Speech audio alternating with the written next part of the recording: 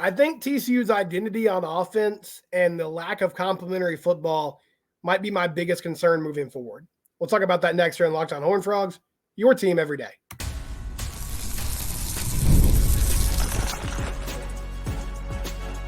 You are Locked On Horned Frogs, your daily podcast on the TCU Horned Frogs. Part of the Locked On Podcast Network, your team every day. Locked On Horned Frogs, your team every day. I'm your host, Steven Simcox. So, day after what happened at the Carter, where TCU was up 28-7, they were up 31-13 at one point. They ended up losing 35-34. They're now 2-1 on the season. If you missed the post-game show, it was pretty much right after the game, so it's pretty raw and real, and that's how those things are supposed to be. I just kind of let it fly and said what I thought about the ball game, which not a lot of positives from last night. Even though in segment 2, I do want to get to some of those things. But you can watch that on YouTube or on your favorite podcast platform. You can listen to it if you would like. But moving on, here's my biggest kind of takeaway, I guess, concern, big picture thought from last night. The second half was a disaster for the TCU defense. And honestly, even in the first half, they took 6 points off the board with those blocked field goals.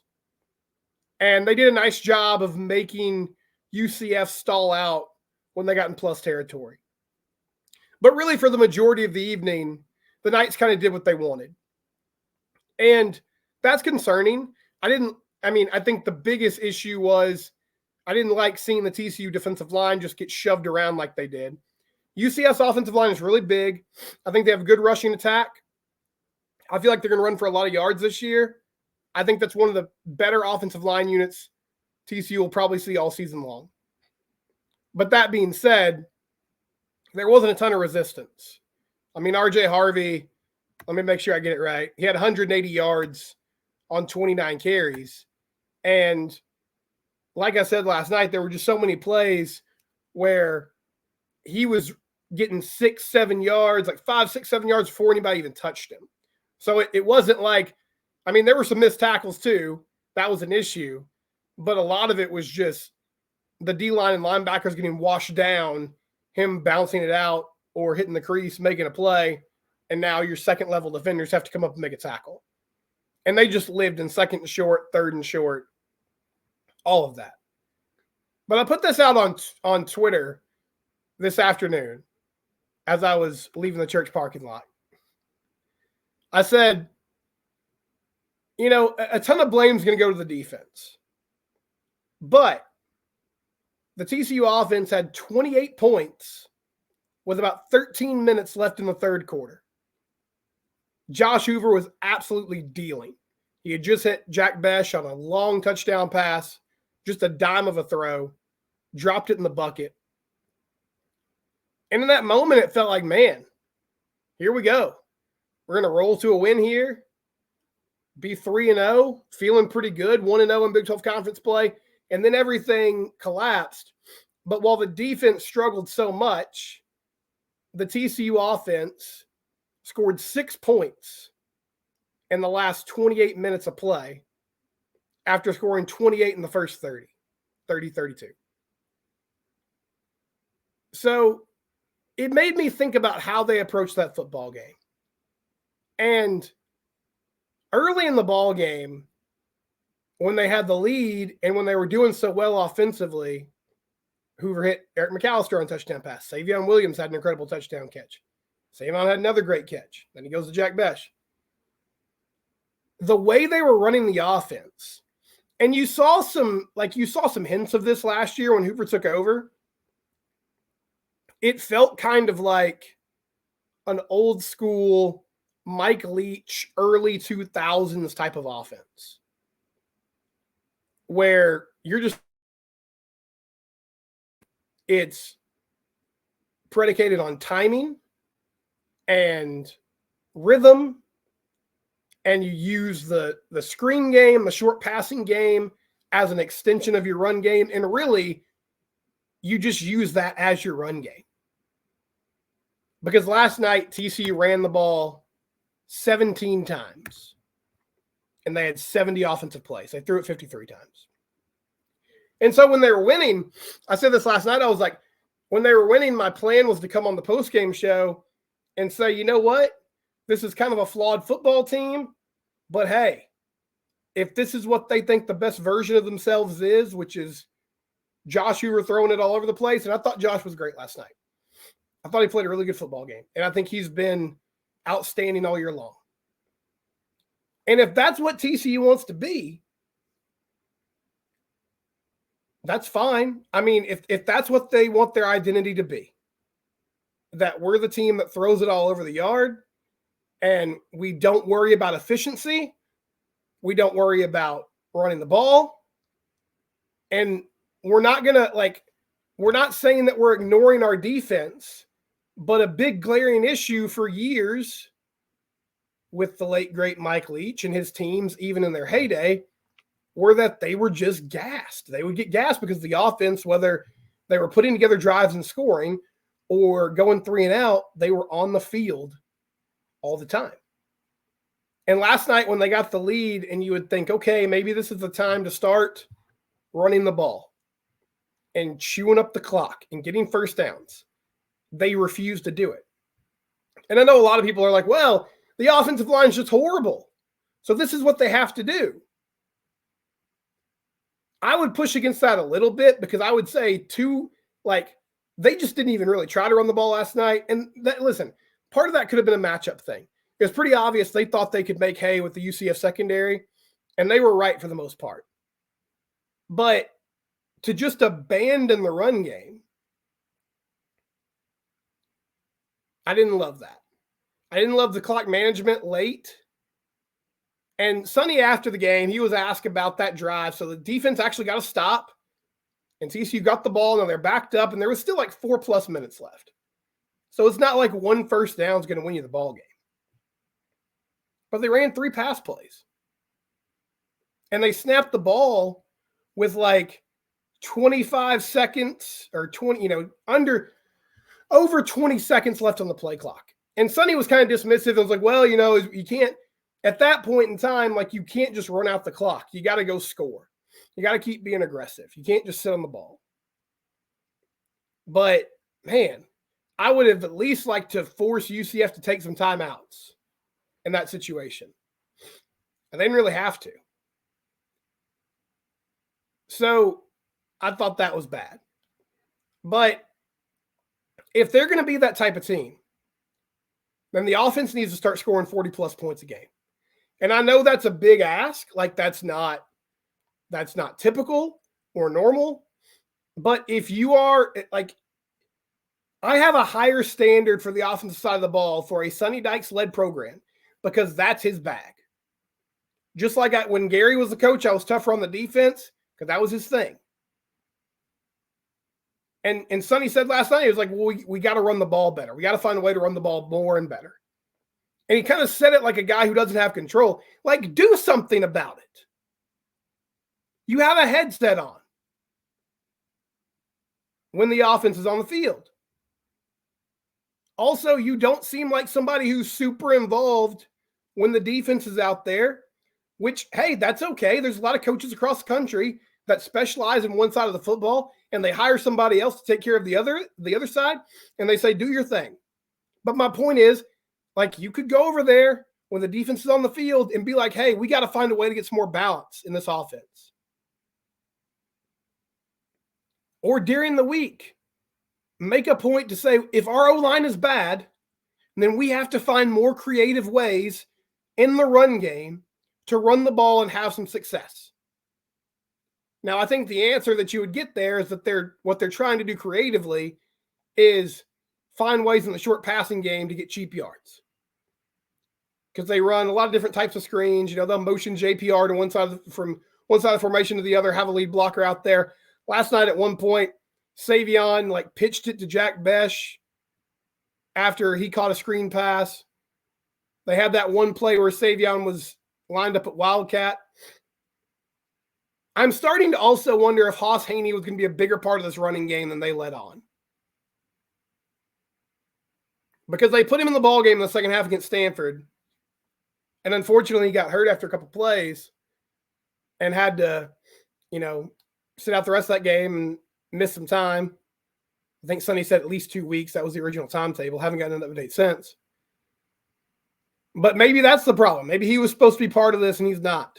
But whatever the issue is, if you're not going to run the ball, if you're just going to throw up your hands and say, we can't do that, then you better start scoring more points.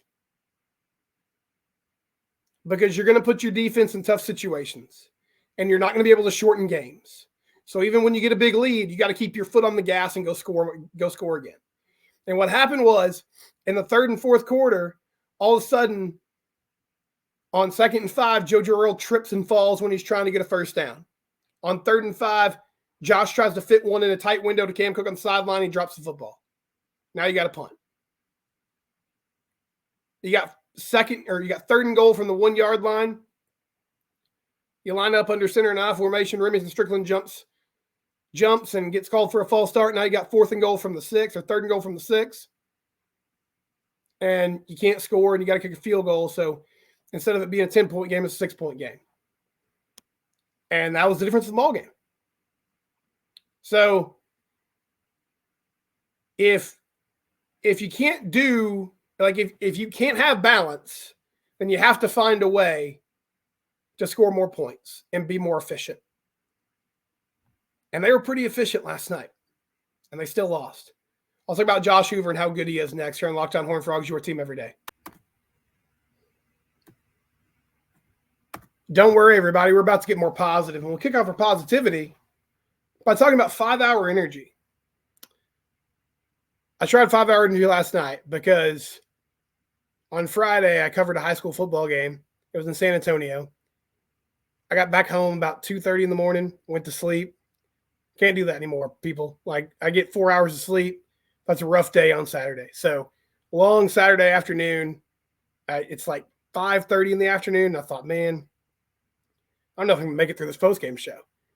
So, grabbed a 5-hour energy, drank it, felt a lot better, was able to get through the postgame show. Also helped that I was running on some adrenaline after a rough ball game. But 5hourenergy.com, you can get 5-hour energy online now, not just in the convenience store or your local grocery store or whatever.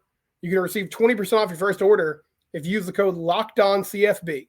Again, that's LOCKEDONCFB to receive 20% off your first order. 5hourenergy.com, 5-hour energy, proud sponsor of the Locked On Network.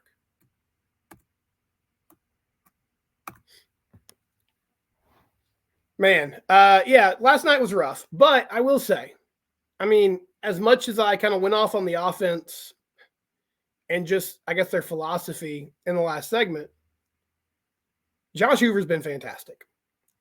Last night, Savion Williams had a good game. I mean, he had 2 catches, but they were both for touchdowns, and they're both incredible catches. Jack Besh had 200 yards receiving. He's having an incredible year. J.P. Richardson had another solid game. But the guy leading the commands has been outstanding. Still hasn't turned the ball over and thrown a pick. Stat line, 35 of 52, 402 yards, 4 touchdowns. I was talking to another TCU alum who is also in the sports industry, Harrison Graham. He covers the Bears. If you happen to be a Chicago Bears fan, check him out on Chat Sports. But Harrison's a good dude. He's a smart football guy. And he said, the way this team is set up, Josh almost has to be kind of perfect for this to work. And he's right. Like, they're putting a lot of pressure on his arm. And so far, he's answered the call. Like, that last drive, one kind of minutia thing from that last drive, I thought the final pass attempt was interesting. He missed the throw. Now, I'd have to go back and look again to see how close that defender was to JPR. He was trying to hit JPR in just a little out route for 5 yards to make it like a 53-yard field goal instead of 58. And he was a little wide with the throw. But some people pointed out the middle of the field was open there. And they had a timeout. So maybe they should have thrown a ball in the middle of the field. Maybe they should have run a draw play. I don't know. Something just to get a little more real estate and keep it in the middle of the field. So Kyle Lerman could come on and attempt a more realistic field goal attempt. But that last drive, he was pretty solid. Tough situation, 36 seconds. Did have a couple timeouts. Started off by taking off on a scramble and getting the first down, hit Jack Besh on a, pass pattern, get near midfield. I think hit Eric McAllister around the 40-yard line. Like, they at least gave the special teams unit a shot to go win that game. Need to get a little bit closer to make it more realistic, but they were able to get an attempt off. And he had the leg. It just went wide right. But Josh Hewer's been outstanding. And it's honestly pretty crazy because he's only a sophomore. Now, I don't know what his aspirations are. I mean, I'm sure he wants to play in the NFL one day. I haven't talked to anybody or really seen any sort of scouting about him yet. The more he plays, the more he'll have a chance to get on that list or have people, see him. But I've always, since the moment he got here and started playing, I've always been impressed with his moxie, with all the intangible stuff.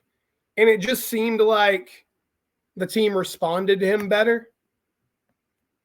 The vibes were just better when he took the field and when he took over. I think this team really likes him and they play hard for him and they want to go win games with him. And so all that's positive. But I think what we're seeing right now is this dude's also got some serious arm talent. I mean, that throw to Besh last night was really good.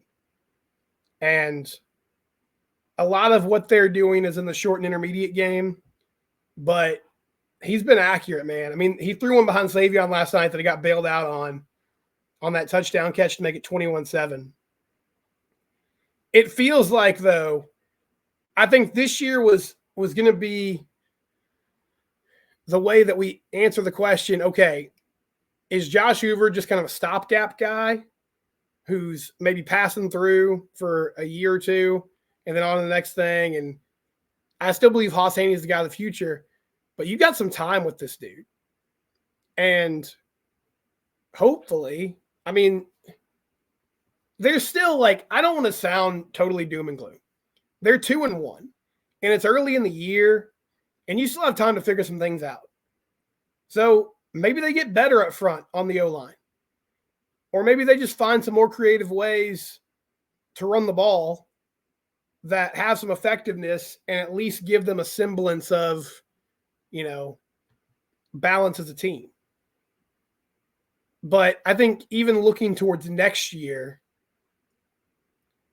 if Josh ends up playing the whole season and continues to play well, you're talking about a guy who will be going into year 2.5 / year 3 as a starter and should have a ton of experience in what will most likely be the same offensive system unless things just go completely south here down the stretch. So that's super encouraging. But I also think just for this season, he's protecting the football. He's making great throws. He's running the offense with confidence. So, yeah, there's a chance that they just, as a unit, get better. And that's going to help raise their ceiling. And, maybe they do become a team that can score 35 to 40 points a game. And even though it's going to be hard for the defense because they're going so fast, and they've slowed things down a little bit out of necessity. But if they can just chew up the clock a little bit more, then it can make a big difference in game management. So SMU this week, rivalry game, iron skillet game. SMU has a quarterback now, and Kevin Jennings, they've named a starting QB. They have an extra week or had an extra week to prepare. They played BYU last Friday night, and then this past week was a bye week. So they've got some time. They've got to jump on TCU from a prep standpoint.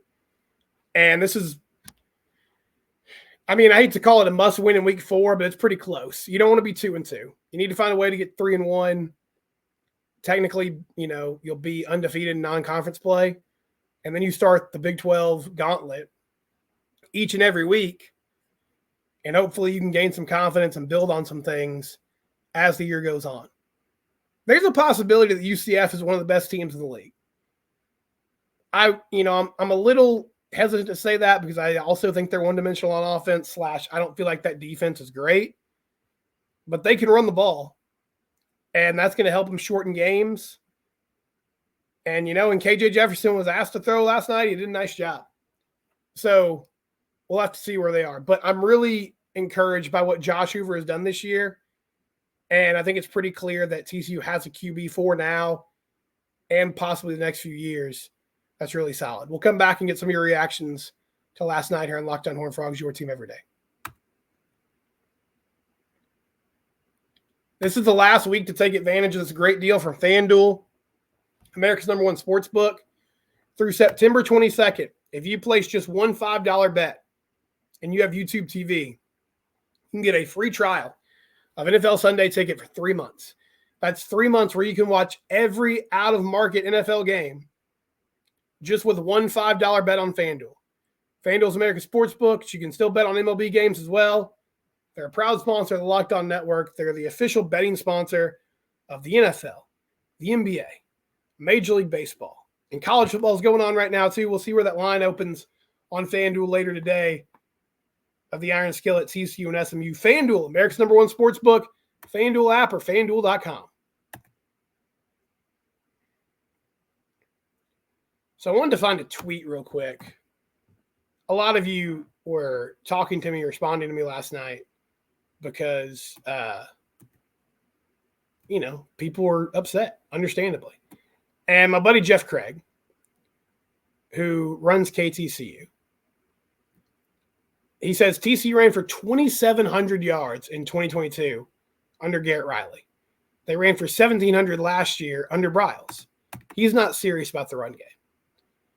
And, hey, it's a great point. I mean, it kind of comes back to, 2022, they obviously were good up front. Steve Avila's NFL lineman. Alan Ali was a guy that got a training camp invite. Brandon Coleman and Andrew Coker were good, serviceable players, right? Wes Harris had been in college football forever. And he finally stayed healthy. So it's that question of, all right, are they just not committing to the run game, or are they just so bad at it that they can't do it? And I can't fully answer that. I think in week 3, I do believe they have offensive line issues. I think you can still run the ball more than 17 times, especially when you throw it 53 times, especially when you get a lead in the second half. But, I mean, I think, like I was saying in segment 1, this is kind of who they are. This is just who they've chosen to be. So then you better get really good and efficient in the pass game. Like even better than last night, which is a tough ask. But there's just not much room for error when you're throwing the ball that much. And you can't, sit on the ball and grind out the clock with the lead. So, yeah, we'll see where they go from here and how much that changes, those ratios change as the year goes on. Some other comments from last night. William says, and a couple people said this, is not the O-line. Cam Cook's just not that guy. I mean, maybe. I think Cam Cook's really early in his career. I haven't been overly impressed with him, but I would also like to see him get more opportunities. I think running backs and offensive linemen both get better as games go on and if you're willing to commit to running the ball. And so I'd like to see him get a chance. Or more of a chance than he did last night. Jacob says he was so upset last night. It's the worst home loss he's ever seen. Looking at the stat box, you would think you would have won, and he's at a loss. Yeah, it was a tough one, man. I mean, they did what they wanted to do for the most part, at least in the first half on offense. And things just kind of quickly unraveled on them. So it's a tough loss, but a UCF fan was very nice. He was like, I don't think I could have done that after that ball game. We're here, guys. We're here during football season. Locked On Horned Frogs, your team every day, win or lose. We'll be back tomorrow. We're still talking about this team. We're going to find more positive things as the week go on. We're going to get ready for SMU. Thanks for listening or watching today. We're free and available wherever it is you get your podcast.